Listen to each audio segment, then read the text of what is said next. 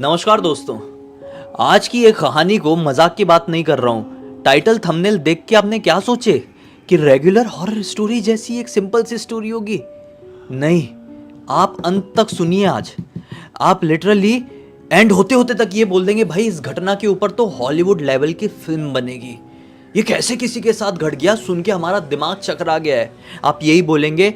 इसलिए आगे बढ़ने से पहले बोल दे रहा हूँ, कमेंट सेक्शन में कुछ कमेंट किए बिना मत जाना कि आपको कहानी कैसी लगी। रेटिंग दे देना, चलो 10 में से जैसी भी लगी। अब आगे बढ़ते हैं, टाइम वेस्ट नहीं करूंगा। विराज नाम का एक लड़का, झारखंड के एक गांव का रहने वाला, बचपन से सपना देखता था कि भाई मुझे बड़ा होके इंजीनियर बनना है, मस्त वाला इंजीनियर। इसी एक सोच के साथ 2013 के टाइम में उसने जबलपुर में एडमिशन ले लिया, एक अच्छा इंजीनियरिंग कॉलेज। बहुत सारे लोग समझ गए होंगे कौन सा इंजीनियरिंग कॉलेज है जबलपुर का।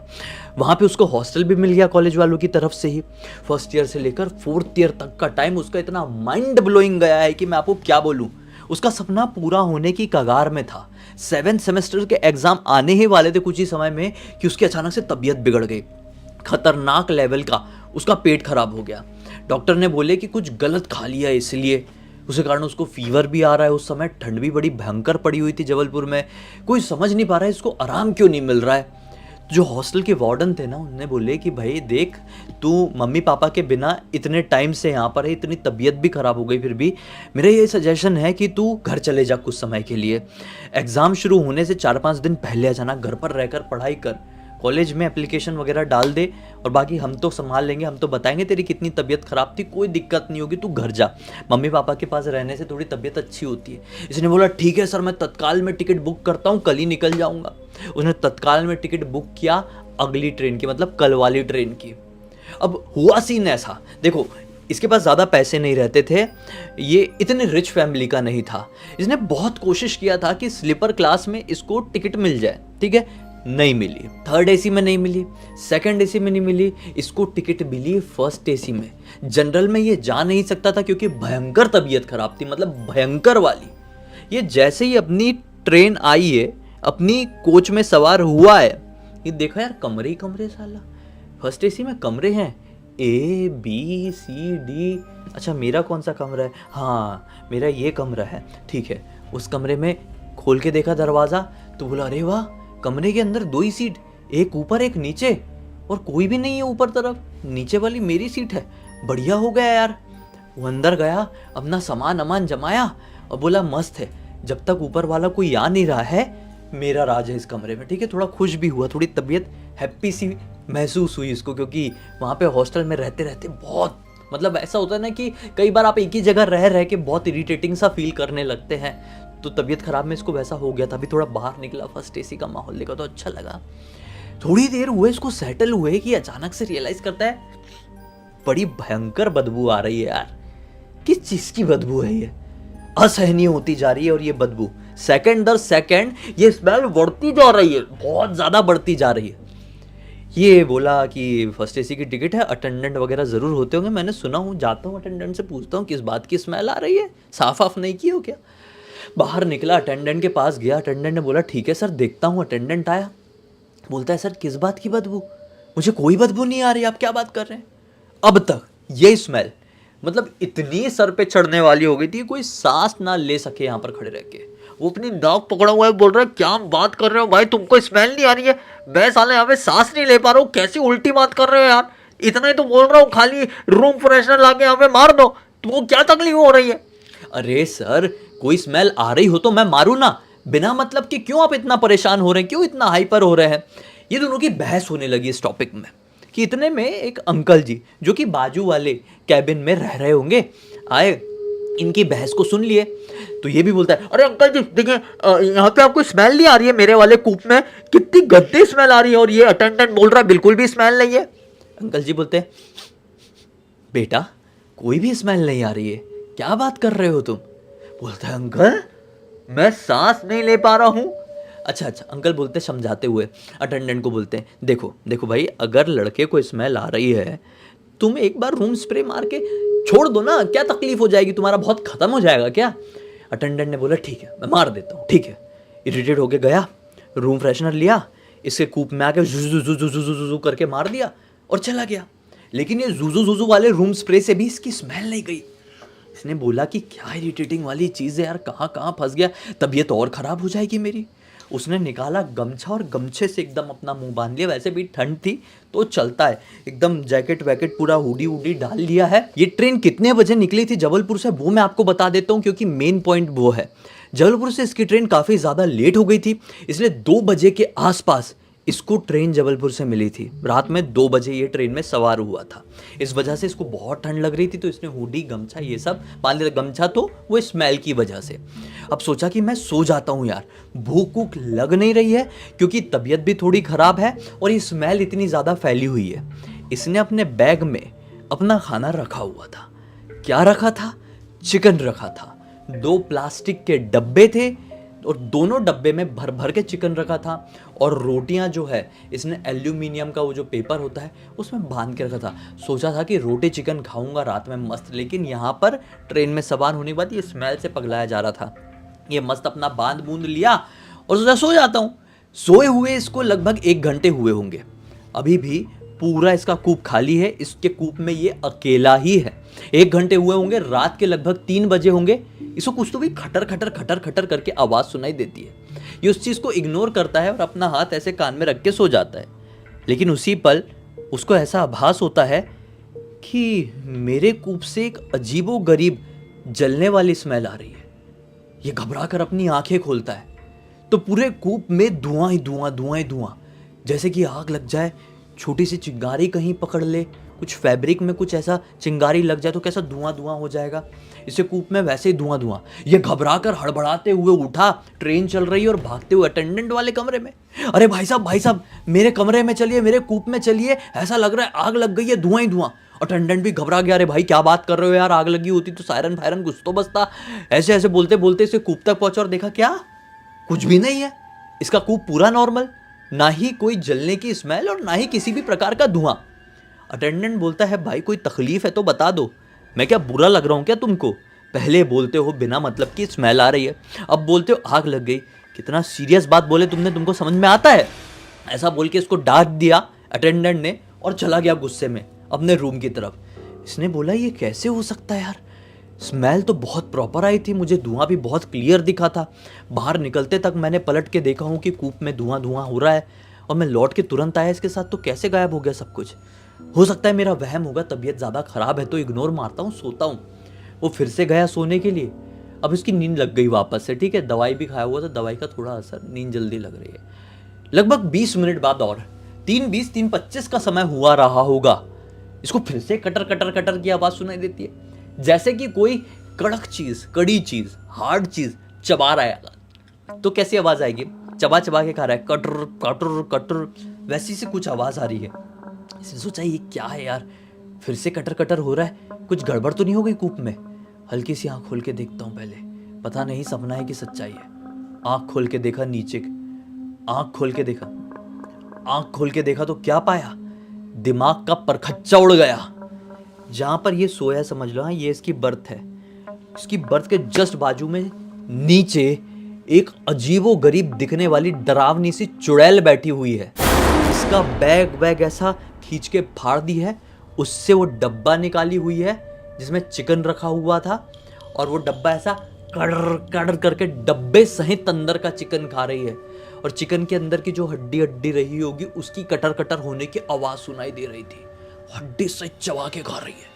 उसका हाथ इतना डरावना दिखाई दे रहा है, ऐसे लंबे लंबे नाखून, बाल वाल, अरे भाई मैं क्या एक्सप्लेन करूं, बहुत स्कैरी दिख रही थी ये। इसका पूरा शरीर ठंडा पड़ गया उस चीज़ को देखकर, उस चुड़ैल को देखकर। इसको समझ में नहीं आ रहा है मैं क्या रिएक्ट करूं। ये कांपने लगा अंदर ही अंदर। इतने में उस चुड़ैल की नज़र इसके तरफ पड़ी, घूर घूर के इसकी आंखों को देखने लगी और इसने तुरंत आंखें बंद कर लिया। वो धीरे धीरे अब इसके पास आई। इसका हाथ ऐसे ही था सामने, हाँ, इसके हाथ को ऐसा पकड़ी है और ऐसा ऐसा लिटरली सूंघी है, और इसके हाथ में बहुत ज़ोर से दर्द भी हुआ है कि अचानक से इसके मुंह से चीख निकल जाती है, ठीक है, क्योंकि वो एकदम पास में आ गई थी। ये जैसे ही चीखा, वो चुड़ैल आराम से उठी है, कोई डर नहीं, कुछ नहीं, कोई भागना नहीं, आराम से उठी है, उसका हाथ छोड़ी और दरवाजे के बाहर, पता नहीं बाहर किधर गई, अब इसकी धकधकी इतनी बढ़ी कि फिर से भड़बड़ा के उठा और बाहर निकला, बोला अटेंडेंट के पास जाऊं क्या? लेकिन नहीं, अटेंडेंट तो मुझे पागल करार दे देगा, मैं नहीं जा रहा उसके पास, मैं बाथरूम के पास बैठा रहता हूँ, मैं अपने कैबिन में नहीं घुसूंगा, मैं अपने कूप में नहीं घुसूंगा, फिर से कुछ हो गया तो पता नहीं उस कूप में हो क्या रहा है साला मेरे साथ, मैं बाहर ही बैठता हूँ। वो बाथरूम के पास ही बैठा रहा। ये पूरी रात कट गई, सुबह का वक्त आ गया, फिर ये वाला पूरा समय कट गया। फिर ऐसा समय आया कि ट्रेन बीच में बहुत देर के लिए रुक गई, लेकिन इतनी देर ट्रेन रुकी रही ना आउटर एरिया में, तो भी वो अंदर नहीं गया, वो बाथरूम के पास ही बैठा हुआ है। लोग भी उसको समझा रहे अंदर चले जा, ये बोल रहा नहीं नहीं मैं नहीं जाऊंगा नहीं, और ये काँप रहा है, इसको फीवर आ गया और भी ज़्यादा डर के मारे। इसकी ट्रेन किस लॉजिक से इतनी भयंकर लेट हुई, किस्मत खराब होने की वजह से मैं तो यही कहूँगा कि ये अपने गांव वाले स्टेशन रात के 1:30 बजे पहुंचा। अब सोचो 24 घंटे इसको लग गए, ठीक है। एक तो गलत टाइम पे ट्रेन निकली थी जबलपुर से, और गलत टाइम पर इसकी ट्रेन इसे गांव वाले स्टेशन में पहुंची। अब जिस स्टेशन में ये उतरा वहां से इसका गांव लगभग आधा घंटे की दूरी पर। स्टेशन से बाहर निकले, स्टेशन सुनसान। सोचा था कोई ऑटो रिक्शा विक्शा मिलेगा, उससे मैं सवार होके जाऊंगा। निराश हो गया कि कुछ है नहीं कि अचानक से नजर पड़ती है इसकी एक पेड़ के नीचे थोड़ी आगे एक ऑटो खड़ी हुई है, और उसका पैर, मतलब कोई आदमी है ऑटो के अंदर सो रहा है, उसका पैर बाहर दिख रहा है। इसे चलो अच्छा है यार, अंधेरे में तीर मारा और कोई दिखाई भी दे दिया, चलो चलता हूँ। तो आदमी ना पूरा कंबल ओढ़ आड़ के, बहुत ठंड है, रात का वक्त है, ठीक है, कंबल पूरा ओढ़ आड़ के अपना मुंह ढक के सो रहा है गहरी नींद में। बोलता है भाई साहब मुझे ये गांव जाना है, चलोगे क्या? आदमी कुछ नहीं बोला, उठा, ऑटो का ऐसा अपना हैंडल पकड़ा और इशारा किया बैठ जाओ। ये बैठ गया बढ़िया, ये फीवर में है, काँप रहा है, डरा हुआ है, अपना बैग वैग रख के बैठ गया। उसने ऑटो चालू किया और चलने लगा। थोड़ी आगे जाने के बाद इस शहरी इलाके से आगे निकल गए और आ गया घना जंगल।